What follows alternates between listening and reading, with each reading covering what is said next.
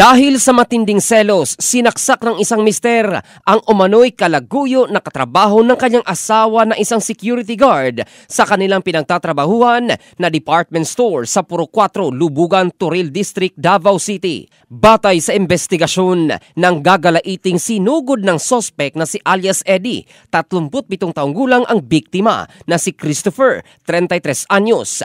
Bigla nitong sinaksak sa likod ang biktima na nauwi sa matinding sagupaan.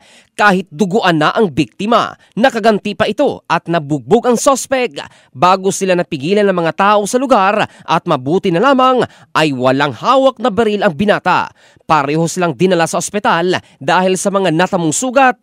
Pinaghihinalaan kasi ni Eddie na may relasyon ang kanyang asawa at ang biktima, lalo pat may mga pagkakataong nahuli niya ang dalawa. Ayon naman kay Police Captain Hazel Caballero Tuazon, tagapagsalita ng Davao City Police Office, matagal nang sinasaktan ng sospek ang kanyang asawa, ngunit hindi ito nagsampa ng reklamo dahil nais nitong protektahan ang kanilang pamilya, lalo na ang kanilang mga anak. Nilinaw umano ng asawa na wala silang relasyon sa biktima at pawang duda lamang ng kanyang mister ang naging dahilan ng insidente.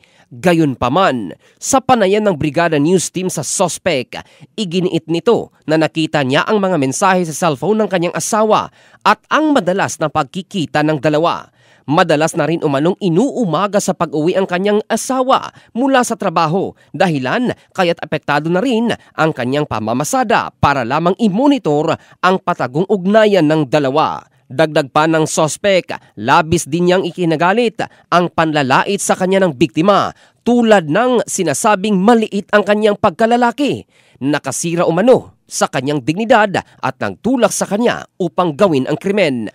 Samantala, tumugma naman ito sa salaysay ng kanyang bayaw na nagsabing hindi na maayos ang relasyon ng mag-asawa dahil sa paglalasing ng sospek at dahil na rin sa kagagawan ng kanyang kapatid na inuumaga sa pag-uwi at ang isyong may karelasyon itong katrabaho. Sa ngayon, nagpapagaling na sa ospital ang biktima habang nakakulong na sa Turil Police Station ang sospek na posibleng maharap sa kasong frustrated murder.